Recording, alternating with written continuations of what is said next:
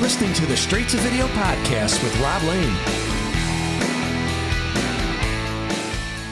So what's going on? Hope you're doing great and welcome along to my show, Straight to Video. Much fun was had on today's chat as I got the chance to check in and catch up with a guy who over the years has had a big influence on my playing and performing career, because when it comes to having the whole rock and roll aesthetic, very few could match Ky Anto.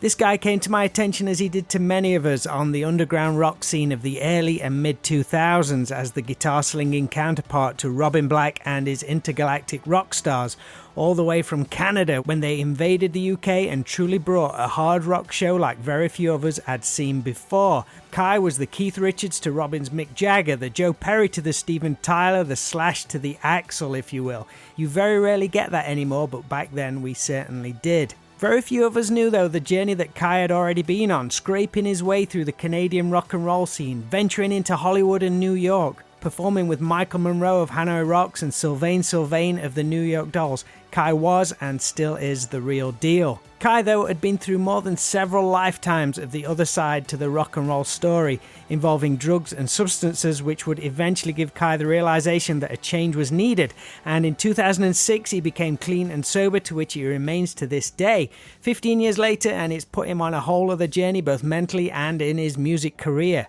Whilst he still performs ear-splitting rock with his combo Witches of God, Ky's focus is on creating beautifully raw and honest country acoustic tinged music, and his output is something to be reckoned with. During the past year, several albums have surfaced and all can be found at kyanto.com, which I urge you to check out. Ky spoke to me early in the morning at the end of last week, which baffled me a little as he's based out in Canada. Ky is obviously an early riser and armed with coffee in hand. Speaking of coffee, why not check out our other rock and roll buddies, Dead Skull Coffee, who are offering you all 15% off their ground or full bean coffee by simply adding the discount code STV on checkout over at deadskullcoffee.co.uk.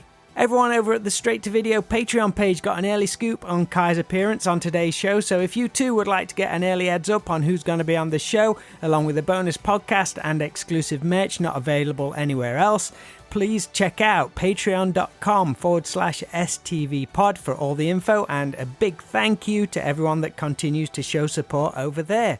Alright, I'm excited to introduce you all to Ky Anto, and also for those who he made such an impact on back in the day, I'm also excited for you to get right up to date on what he's doing. We cover a lot of stuff, and I hope Ky's positivity and good vibes come through in this chat in the way they did when we spoke. So please enjoy my straight to video talk with Ky Anto.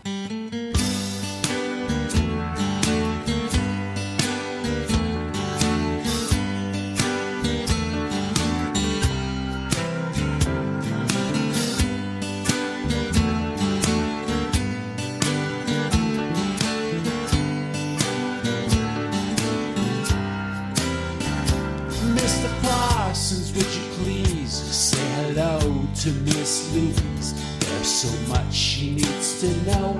There's so much you gotta show her. A good time, a bit of lemon, bit of lime. Take your time, spend some time. A bit of smoke, a bit of wine, until you realize it's all a dream and dreams are real.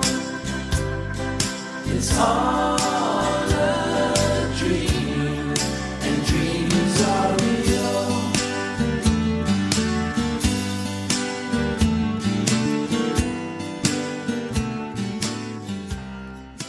Where are you now? I'm trying to figure out your time difference, because like you said, you could chat in the morning in the UK. I'm in Quebec. I'm a Quebec citizen in Canada, right? But what time is it? It's like 6 a.m. I'm up at 3 or 4. Like people out west, it's still like 11 p.m., midnight. And then for you guys, it's like morning. So get to chat with everyone. Awesome, man. So how are you? Everything good? Within the context of how, planet Earth is going, I'm one of the fucking lucky ones, right? I mean, I was in America when that whole thing started, right? Like March. And I was coming back here because we were going to go on tour with my American combo, which is a god, right?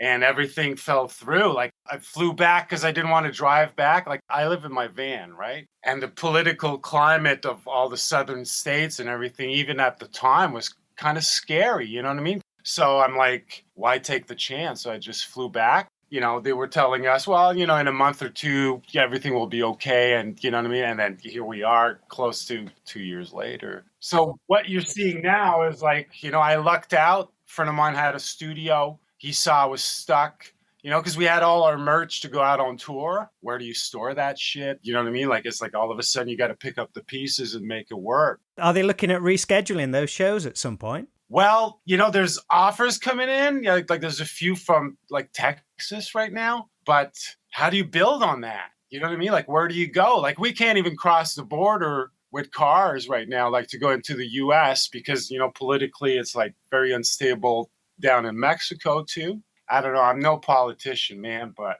it's on my game, right? No, same here. Same here. It's lovely to see you. I mean, I don't know the last time you was in the UK when we hooked up in Nottingham, but that's got to be... I'm going to say 2009 because Wow. I looked at some pictures this week. Yeah, unreal, man. Crazy. Probably got the gist of my podcast. It traces people's journeys a little bit and influences that put them on the path they're on. So if you're cool to talk about some early days and some stuff which you've done, and we'll get on to your current projects and all that kind of thing. Yeah, I'll answer whatever. And then if we get to, a cul-de-sac or, some weird dark alleyway there, then, perhaps we'll press pause and rediscuss where we're at. But on a human level here, it's great to see you.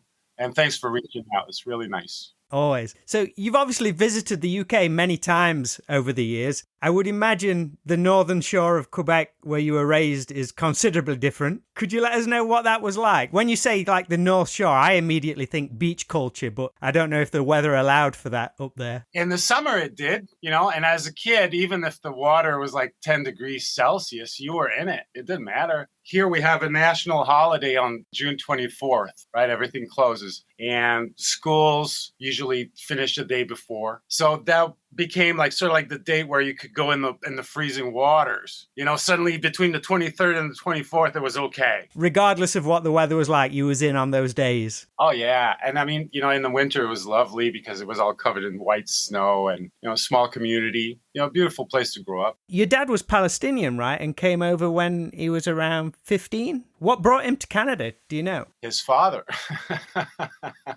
And a boat, like a bunch of people during that time period. And to this day, again, it gets political, but I'm really grateful that perhaps my grandfather had, the vision of there's no future for my children here. And here I am, one of the fortunate ones to be born here. Like, what have I done to deserve all this? You know what I mean? Like 3/4 of the planet is really not doing too good right now. We just go to the store, get a loaf of bread, plug in, we chat about rock and roll. I mean, that's pretty easy stuff. Have you ever traced any of your family history back? Through family members, but, I've never been. And again, I'm just too scared of going to those kinds of places. If for some reason, I think of the hassles I get here just because of the way I am. It's less and less because, kids today have, tattoos all over their faces and stuff. And it's becoming a little bit more mainstream. But, and those in the Middle East, it's still, it's crazy.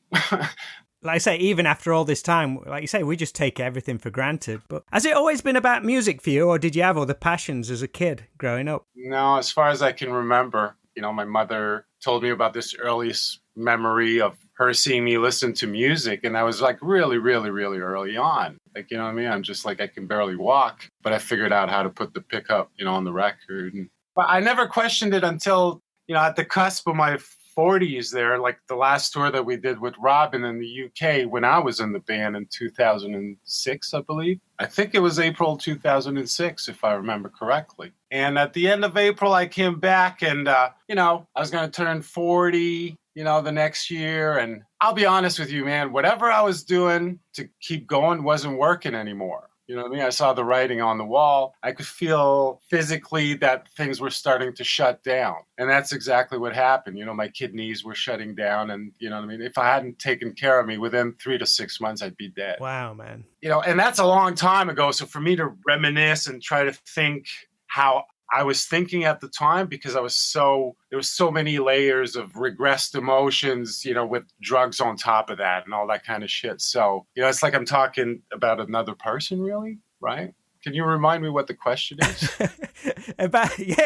We immediately went left field there. It was just about music being a huge part of you, and your mum found you listening to music, but you was listening to a sad song and crying, but you kind of like listening to it over and over again. It evokes some emotion in you. That just shows the power of music, especially on somebody so young, for it to like, this is making me cry, but I kind of like it. It's weird. And of course, it was a concept album, and that always stuck with me, through the years, like whether it was Ziggy Stardust or even the Slider, anything conceptual, like a spark of an idea, and just build on that, however simple that is. The first thing that comes to mind would be like Jaws. Gung, gung, gung, gung, 2 notes. There you go. But like the set of emotions of those 2 notes is just like so wide. Yeah, unbelievable. And you were an AM radio kid in the 70s. I spoke to so many people, and like the AM radio had such an influence on the kind of music it was playing, especially to rock musicians. What was the first stuff that intrigued you about that? What were some of the hits of the day? Can you remember? Anything from the early 70s, whether it's The Sweet. I remember hearing Roxy Roller, which would have been Sweeney Todd. Nazareth. But Nazareth is not an 8 AM radio. It's like some guy playing the record super loud out of his bedroom. And those are the memories. And then eventually, buying. I really got into Cheap Trick at Budokan, man. What is it about that Cheap Trick album holds so much magic? In retrospect, because we're talking about it, and the last 10, 12 years, I've played a lot of drums. And then going back and listening to Cheap Trick, I'm like, fuck, man, I learned how to play drums with like Bunny Carlos and Peter Criss and stuff, like really simple, but just groovy, just follow the riff. Makes me understand what, like the new bands, when I was like part of the scene and stuff, like with the Nirvanas and stuff, I got it. Because I was always into the Pistols, that one album, how Jones and Cookie lock in. And then you learn that Mick Mars and Tommy Lee did the record together too. Jimmy Miller and Keith Richards. So rock music is drums and guitar. It's not bass and guitar. So to go in the studio and lay down the bass and the drums for a rock record, it's kind of backwards, isn't it? Yeah, I always like the philosophy of putting the bass on to find where the bass works in between the drums and guitar. Yeah. Well, the bass becomes like the thing that pulls everything together or changes it, right? Like your song's in A, but let's switch to G. Boom. So Cheap Trick got me there. That's Cheap Trick. The whole musicality of, because it's really deep. However simple it seems on the surface, it's really well thought out pop expertise at its finest. Didn't you have a sister and you both started taking... I still do. Well, yeah.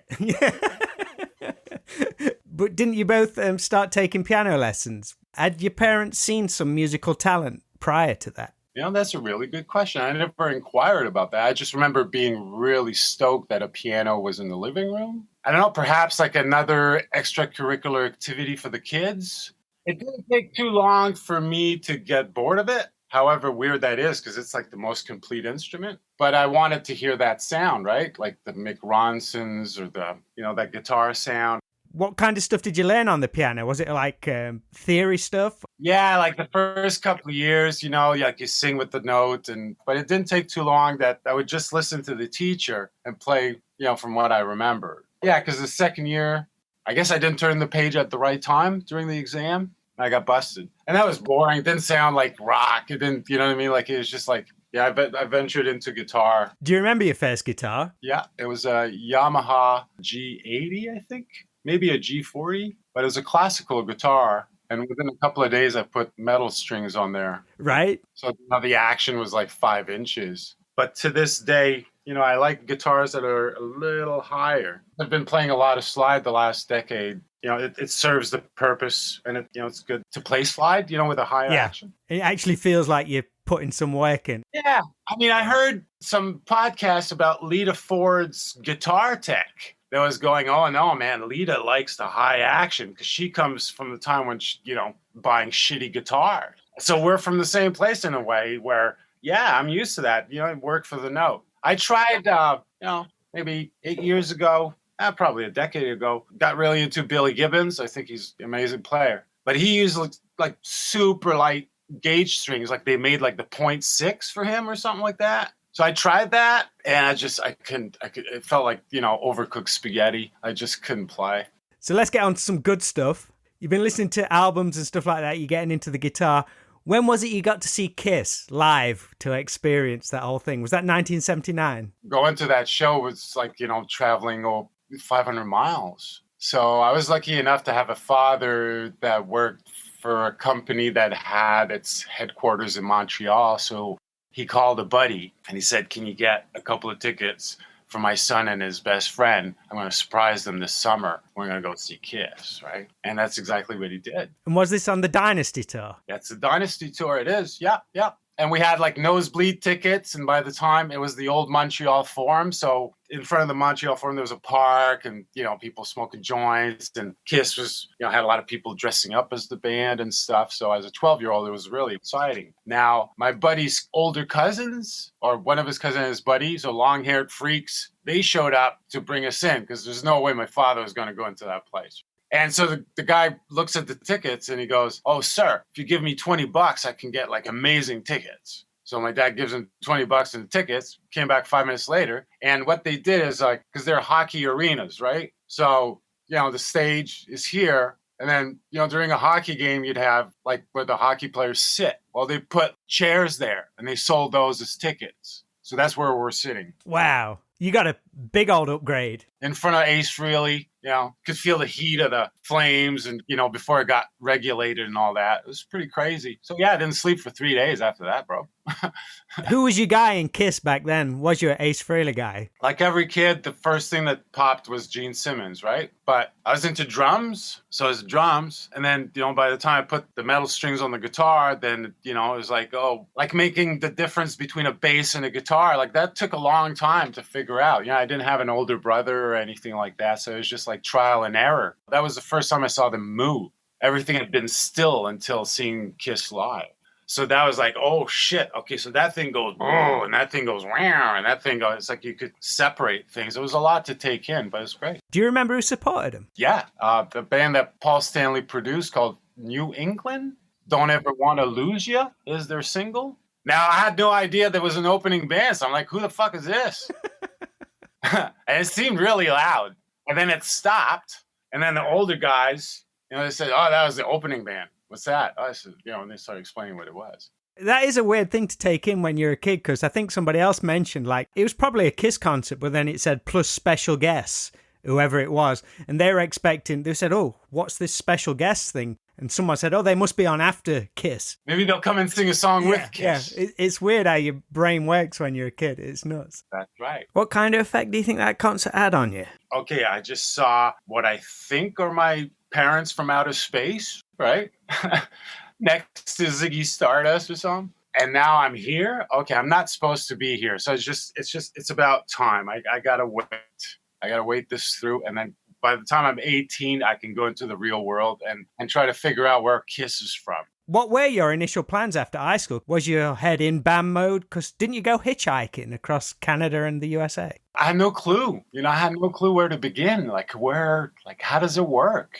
There's no how-to book or anything like that. The idea was to get as far as possible from where I was because it didn't make me feel good. So I've always ran on instincts, really. You're making me, well aware of that. Like I'm looking back, we're talking, and it's always instinct. Always, like down to that incident with Sean and those guys, like going to Plymouth, with my pocket full of drugs. Like I'd still be in jail in England with all that. But it was instinct, the police guy goes to his car. There's an opportunity. Eat the fucking shit. Get the fuck out of there. And it's just like, and it's been my life. I found out, like, maybe you can insert that thing. But when I quit school, the principal of where I lived, like the residence, was so upset. And I never understood that because when I went to this actual school on campus and quit there, right, the principal of the institute or whatever, he was like, oh, Ky, you're so good in arts and radio and good luck and everything. But the other guy was just like, you're a loser. You're never going to amount to anything. And I never made anything of it. You're 18. You just like fucking move forward, right? So obviously during that time, last 15 years of introspection and trying to make sense of everything that happened and why. Like you're not born wanting to shoot heroin and die. That happens, right? Like it's a thing that happens. Why did that happen? And again, not to point the finger, just to understand. That being said, from talking to various people and putting the story together, that guy, that principal of the residence, he was preparing to bust me and 10 other guys on the floor, thinking that I was some head of a drug ring. So the fact that I left before that, like those 10 guys, they got busted. Some of them couldn't go to university because of that. I mean, it created a lot of problems, like based on $1 worth of hash. Like it was ridiculous, right? But that gives you sort of like a bird's eye view on how the rest of my life unfolded, because I've always been that lucky, knock on wood. It's always been like, just like, okay, so learn your lesson, get the fuck out. Was there any influence from your family as to what they wanted you to do? I suppose, if I think of what my father would have wanted me to, be like an engineer, I suppose, or nothing specific, but, like wear your suit and go in your cubicle and, make $100,000 and get kids and a wife and whatever, like just a pattern. And my mom, like most moms, I just want you to be happy. It's always the mom that wants that. I'm from that generation, right? So you go hitchhiking after high school. How did that change you? Did that open you up to whole new areas? Was you gone for like a summer? Yeah, on and off. I mean, of course, there's a girl involved. I guess I learned how to get around with nothing, but there was not really any music involved. It was just like that sort of like, I mean, music was there, but like I had no clue, Rob. Like it's hard to explain how clueless I was as to how do you get there? Like no concept of nothing. Was it all exciting though to have that freedom just to go wherever you wanted? Very much so. Amazing. I'd say I'm still addicted to that. And that's what I've missed the most during this time is not being able to travel. Because we had a curfew here, right? From 8 p.m. to 5 a.m. up until recently. Can go anywhere. After you've been away, did you plan to return to Quebec or did that trip make you want to relocate? Because was it around this time you headed to Montreal? My parents had already moved. When I was 15, they'd moved from the North Shore to a community outside of Montreal so that my sister didn't have to go to another school that was far from home. I suppose that was somehow based on the fact that it didn't really work out for me. But that being said, when I quit school, the parents' headquarters were outside of Montreal. So, you go back there, lick your wounds. And, that's sort of like that garage became the place where I would, drop a box every couple of years. Did you not set any roots there, but was this when you got the chance to start looking into the whole band scene? You had a couple of bands, Crazy Wink and Sweet Teaser. How were those early band experiences for you, being into music for so long, then finally getting the chance to perform? It was awesome. Yeah? It was great, but I got bored really easily. Okay. Yeah. Because, the priority was always music. And to this day, it is. Like, you know what I mean? Like, I still have a hard time deciding between a meal and writing the new song. And it's not because it pays my rent or anything like that, but it's still, that feeling is still what I fucking jive on. So, I'm 18, I'm jamming with this guy, they go and visit their girlfriends or do whatever it is that they do. And I'm there like I am now with the drum kit and the little recording machine. And that's just, all right, I have access to all of this. See ya. Did you always feel like you were a lot more driven than everyone else? Man, you're making me say things like I'm bragging, but you're right. Yes, you're right. No, there's a reason why you're still doing it now. It's my passion. It's what gets me through a day. It's my first love. Nothing physical, emotional, or anything comes even close. Nothing. You got involved with a band called Rude Embrace. Was that the first band to take you out of Canada and over to Hollywood for a short while? I'm just wondering why there was a reason you chose LA over New York, because I would always associate you with like the New York scene. If I had to put you in any American scene, I'd go with New York. But I think with Rude Embrace, you touched on Hollywood. Was that because of the US thing was blowing up over there? Yeah, the musical landscape at the time and what we were exposed to. The magazines and stuff that we got in Montreal, the scene was happening in LA. Those were the bands, all the Motley Crues and whatever. Aerosmith was old. And finding guys or getting together with guys that had a drive too, or it seemed like they had a drive, like some kind of direction. And it never dawned on me until much later that I could have done that on my own. Like I always felt like, okay, there's no manuscript or anything. So it's like, okay, I guess I got to join a band. Oh, this guy, well, his hair is short, but I guess his hair will grow or whatever it was. You know what I mean? It's not the right guitar, but you'll buy another guitar because you just want to keep going. And it was exciting. And it was like, nobody gets us here. It's all cover bands and Led Zeppelin. Let's get the fuck out of here. Let's go see over there. Like, that's where the sun sets, bro. Let's go. You've obviously been to New York quite a few times. Do you find yourself a lot more attached to that than your memories of Hollywood in the West Coast? Well, you see, I remember New York in 1973 because I was there. I was fortunate enough to see that as a 6-year-old because my parents would rent a cottage on the East Coast in a small community, Seaside Heights, right next to Tom's River. Well, live in Asbury Park, Bruce Springsteen, that New Jersey, the coast. That's where I really learned about, American culture. Like I saw it firsthand every summer of, 73, 74, 75. I remember the summer of 76 because it was like their 200th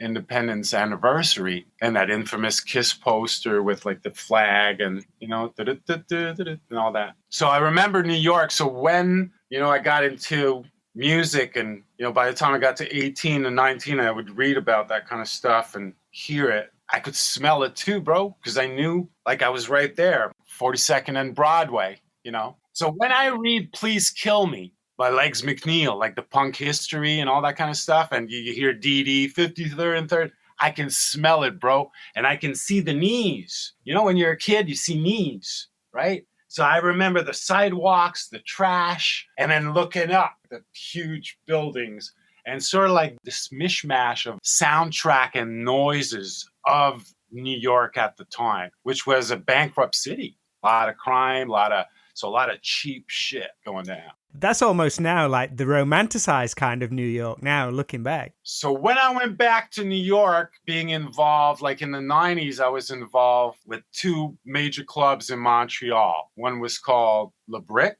and the other one was called Metropolis. And I got to work there a lot as a sound person, as a DJ. Hey, Ky, you're opening for Adrian Belew tonight. Acoustic set. Show up at 7. Rock and Roll 101 on all fronts. Through, give credit where credit is due, a person called Sean Pilot. One of his claims to fame would be that he booked like the last 15, 18 Johnny Thunder shows. And that gives you sort of like the link to the Michael Monroes and the Sylvain Sylvain. Right, okay. Because I know you've mentioned Sean Pilot quite a few times and he's had a big influence on your career, but that was the link to the Hanoi Rocks and New York Dolls thing which you've worked with. Prior to going to Hollywood, there was this little club downtown Montreal. You go there on a Thursday, get $1 beer, play a bit of pool. There'd be some band playing Wish You Were Here by Pink Floyd for 20 minutes, some 3-piece. And we thought, we had a little band, the Dizzy Boys. We thought, yeah, let's play somewhere.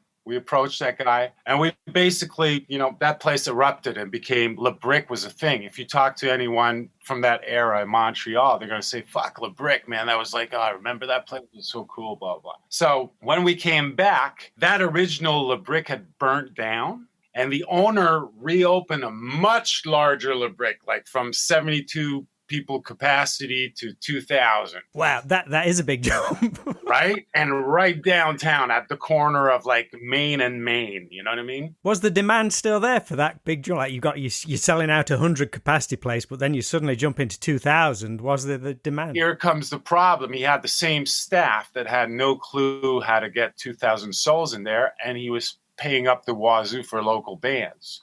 Enter Sean Pilot. We had started Sassy Scarlet at the time, right? And originally we were a 3-piece. Well, we got all our equipment ripped off a week before our first show.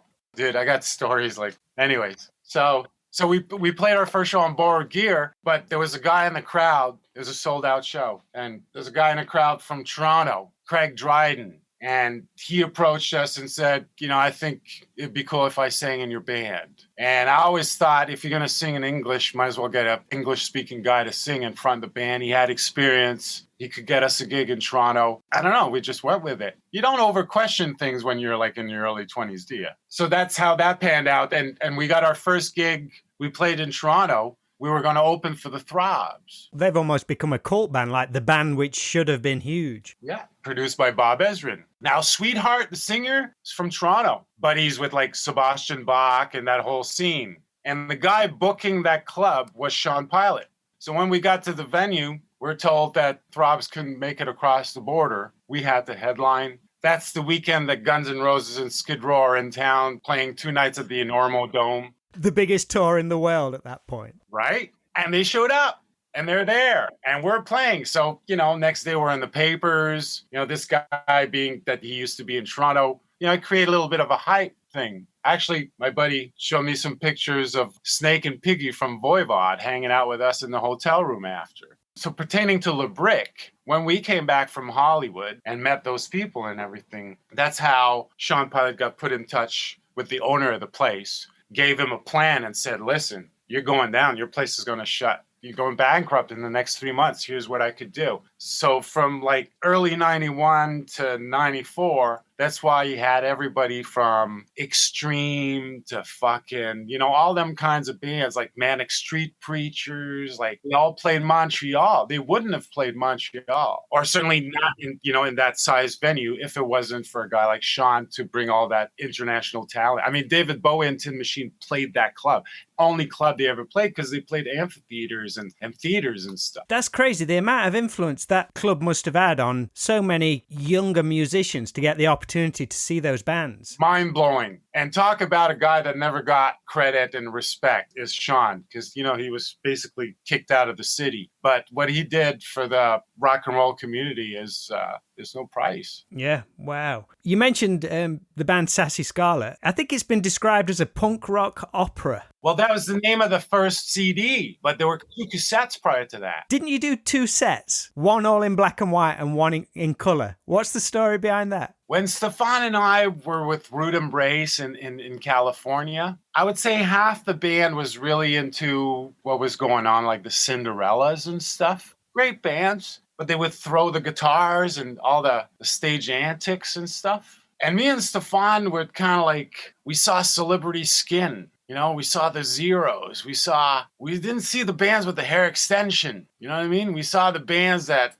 flirted with, when I saw Jane's Addiction, I lost my fucking mind, dude. We're like, what the fuck is that in the musical landscape of the time? So when we got back here, so we're here and we're like, let's make the band that we want to go see.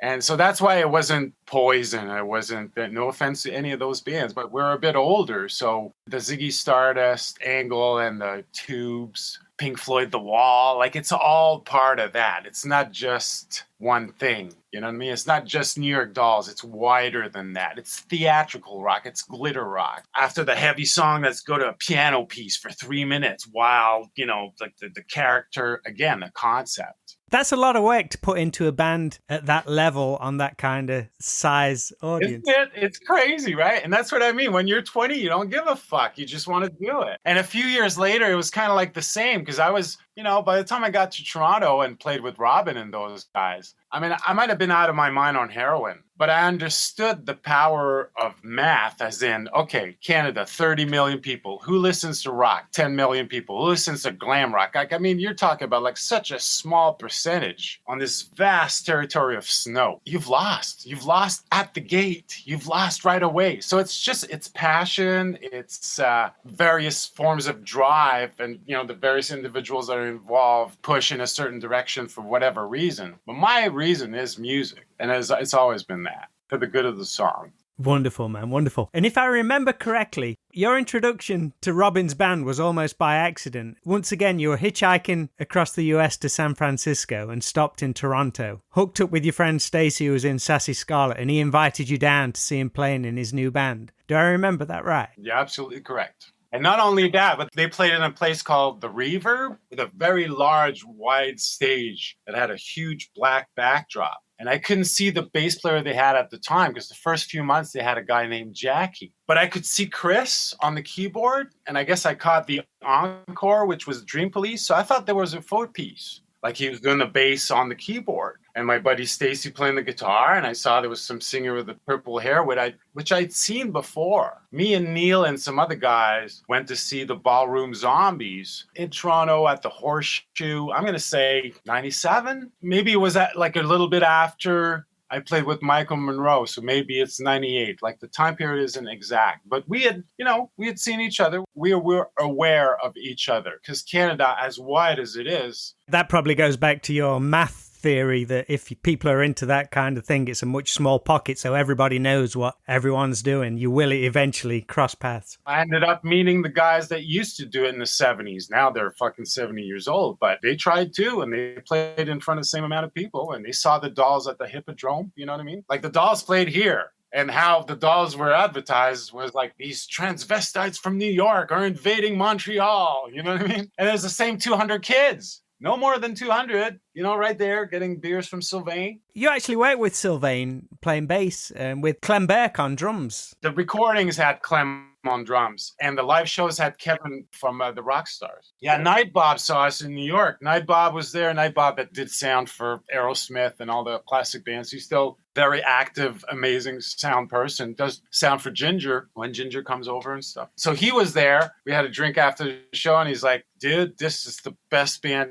Syl's ever had since the Dolls. And this guy, like, he doesn't, you know, he's an honest, old school, honest guy. He wouldn't have said that, you know? So that was really cool. And I remember Miss Guy was DJing. Who else would have been there? I don't know. Just like, you know, the New York people of that era. That's great that you got to be plugged into that, because I know the New York Dolls have been an influence on you, that you do get to be plugged into that little part of the story at some point. That's great. Isn't that what life's about? That's what I mean, Rob. I'm blessed. There are no gold records or a garage full of Harley Davidsons or anything. But to be able to sit here and talk about it with you is so amazing, man. Thank you so much. You joined Robin's band on bass. Did it seem strange at all going into the Intergalactic Rock Stars at that point when perhaps you couldn't have picked a musical style so out of vogue, which personally for me is why it worked so well, and that was the whole point behind it. But even then you must know, wow, this is not a risk, but we're going to put a lot of energy into this, which is something that's out of fashion. Was it your intention to like, right, we're going to bring something back? Was that almost like a mission statement for the band, do you think? The reason why I joined the band in the first place was because Stacy had played with me, and I felt like I owed him the time and the energy, you know, for whatever project. Like in my mind, I wasn't really going to be there for a long time. Once I got to Toronto, I'm like, okay, it's obvious that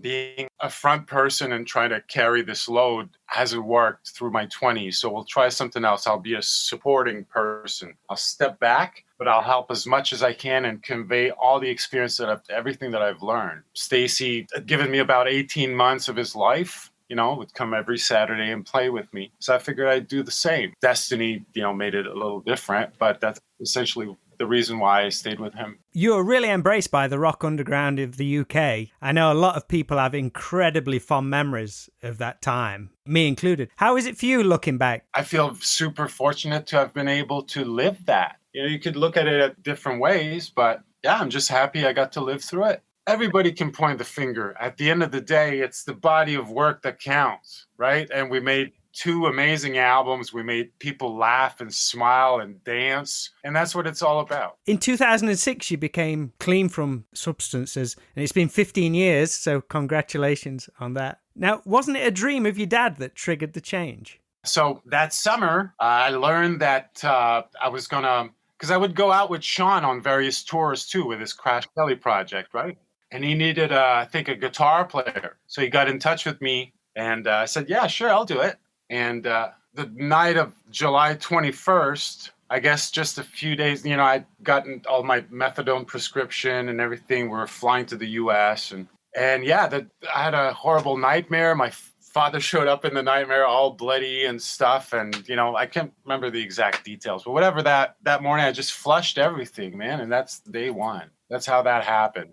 It's that simple. You know, like there's so many things, you know, in retrospect, you could say that was the incentive. And then remember when that happened and this, that. But as far as like a day, okay, yeah, that day it started. But it started way before. Like it wasn't working. I don't know if you've ever been really sick, but getting to being really sick, things start not working right. You feel it. I was sick. I had to get better. Like I said, man, we wouldn't be talking. Like Johnny Thunders is dead, bro. It's a lot cheaper and healthier to rent the movie, man. From then, you got what you called a blue-collar job and began a whole new musical journey. What did that change open up to you? Was you seeing and assessing things completely differently from that point on? Well, I learned to smile. I didn't used to smile that much. That is true, but when you did, it was great. Right? And I kept that, like, it was almost like a secret weapon, like, show your teeth, bro. But now I laugh, I joke, like, I tell jokes, politically incorrect jokes, which, are the best ones. But yeah, I love life now, man. I love, the second I open my eyes now, it's not like, oh, fuck, gotta figure out where to get $200 to get through today. Or, no, man, taxes are paid. Fucking, there's coffee. There's, you know what I mean? Like, I'm just happy with like the infinite simplicity of everything. What part did music play in your recovery? Was you discovering new music or revisiting things from your past? It's a very good question. I had to steer clear of any form of distortion, like, anything Stooges related or anything. I didn't even look at my electric guitars. I started listening to a lot of Thelonious Monk, a lot of early blues like Lightning Hopkins. Within that first year of sobriety, I remember, to have Thelonious Monk on loop, and then this one song, Crisscross, started to play. And all of a sudden it made sense, because it was like listening to Chinese. Jazz to me was always like this thing that's over the fence. Like, you don't go there. It's amazing. It's magical. You do not have the chops to even attempt to understand that kind of music, but it's cool. But then all of a sudden I heard a few things. I was like, oh shit, I think I understand what's going on. And I did. I'm by no means a jazz player, but I get excited by the mystery of music. So for me to YouTube something or try to find a shortcut to figure out stuff, it ain't part of my DNA. I like discovering things on my own. That's something that gets me off a lot. How does such a change in lifestyle affect your relationships, both friends and family? I mean, we're talking 15 years now. Well, not only did I stop listening to the Stooges, but anybody that had a Stooges shirt, I would not speak to either.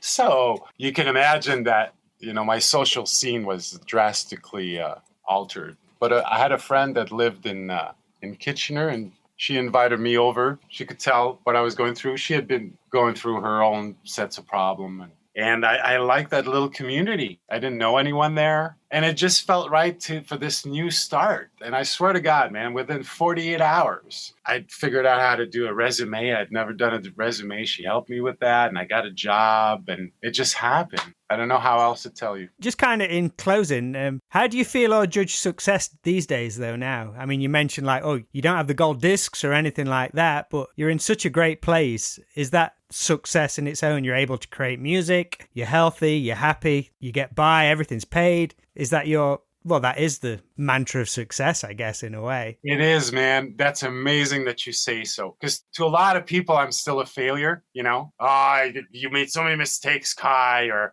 I'm not naming any names, but at the different levels of society, I can be looked at as a total failure, 54 years old, all of the above, right? But you understand, and I understand, that it's total success. It's total success. I didn't succumb and I didn't fall. I keep getting back up. And not only do I keep getting back up, but I think my, sliver of a story helps other people. We're not alone. Whoever thinks they're alone, there's always, you can reach out. There's organizations out there where you can go and grab some tools and fill your box to get through another day. It's great seeing so happy, and just music is just oozing out of you. It's great. Thanks, Rob.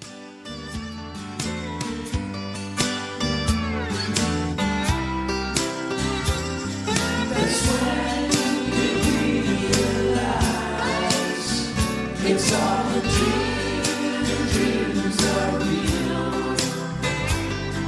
That's when you realize it's all a dream, the dreams are real. It's all a dream, and dreams are real.